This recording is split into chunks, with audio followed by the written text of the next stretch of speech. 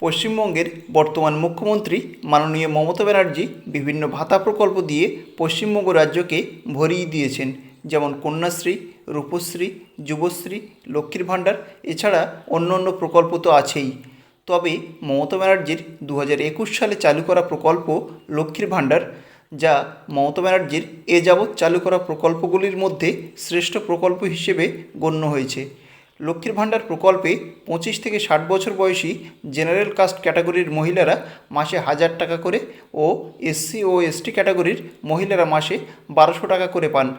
পশ্চিমবঙ্গে প্রায় 2 কোটি মহিলা লক্ষ্মীর ভাণ্ডারের সুবিধা পান, আর এই সমস্ত মহিলারা মমতা ব্যানার্জির ভোট ব্যাংক বাড়াতে বিশেষ ভূমিকা গ্রহণ করছেন।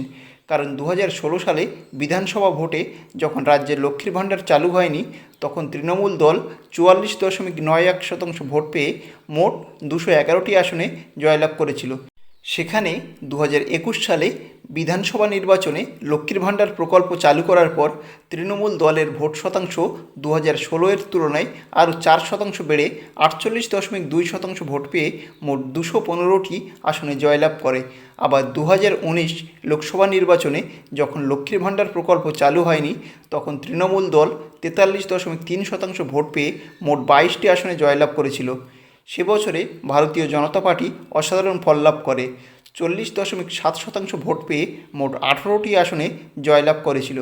কিন্তু এরপর 2024 লোকসভা নির্বাচনে তৃণমূল দল 45.76% ভোট পেয়ে মোট 29টি আসনে জয়লাভ করে, আর ভারতীয় জনতা পার্টির ভোট 1.97% কমে মোট 38.73% ভোট পেয়ে 12টি আসনে জয়লাভ করে।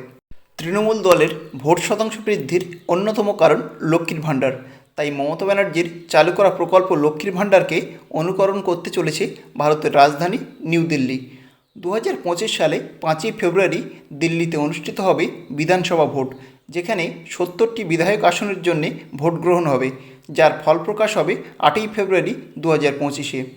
তবে এবার দিল্লিতে ভোট প্রচারের অন্যতম টার্গেট মহিলা ভোটার, আর মহিলা ভোট ব্যাংক বাড়ানোর জন্য লক্ষ্মীর ভাণ্ডারের মডেলে প্রকল্প চালুর কথা বলেছে বিভিন্ন রাজনৈতিক দলগুলি, যেখানে কংগ্রেস দল মাসে মহিলাদের 2500 টাকা এবং প্রতি মাসে 300 ইউনিট পর্যন্ত বিদ্যুৎ বিনামূল্যে দেবে।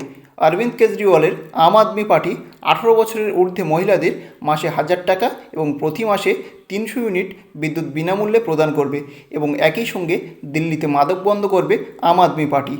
অপরদিকে ভারতীয় জনতা পার্টি প্রতি মাসে মহিলাদের 2500 টাকার পাশাপাশি 500 টাকায় এলপিজি গ্যাস থেকে শুরু করে অন্য অন্য প্রকল্পের ঘোষণা করল।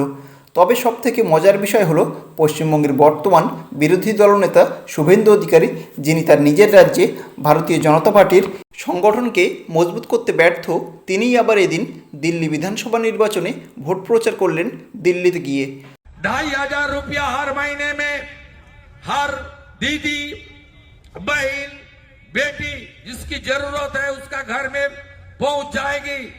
इसका साथ साथ old age pension, window pension को में और भी 500 रुपीज एनहेंसमेंट होगा। हमारा जो प्रसूति माँ है उनके लिए भी पैकेज 21,000 रुपीज का पैकेज हमारी संकल्प पत्र में है।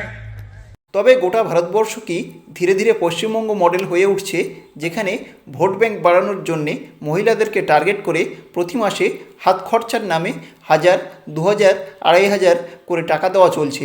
এ বিষয়ে আপনাদের মতামত জানাবেন, আর ভিডিও শেষে চ্যানেলটিকে সাবস্ক্রাইব করে পাশে থাকবেন। আপনাদের সাপোর্ট আমাকে নতুন ভিডিও তৈরিতে মোটিভেট করে।